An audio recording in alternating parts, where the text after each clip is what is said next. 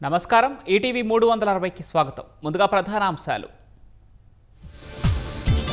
కలెక్టర్ల సదస్సులో quantum valley భవనాల డిజైన్ల ప్రదర్శన. 80,000 మంది పనిచేసేలా నిర్మిస్తామన్న చంద్రబాబు.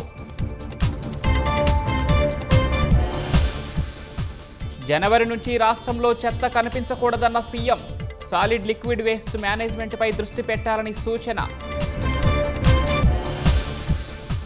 తిరుపతి జిల్లా అటవీ ప్రాంతంలో 2 మృతదేహాలు. మృతులు తమిళనాడు వాసులుగా గుర్తింపు.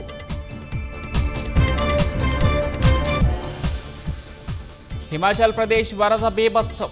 కొండ చర్యలు విరిగిపడి 3 మృతి.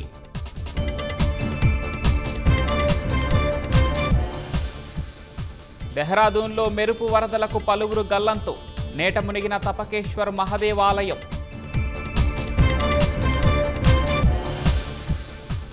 బెట్టింగ్ యాప్ ప్రమోషన్ కేసులో దూకుడు పెంచిన ఈడీ.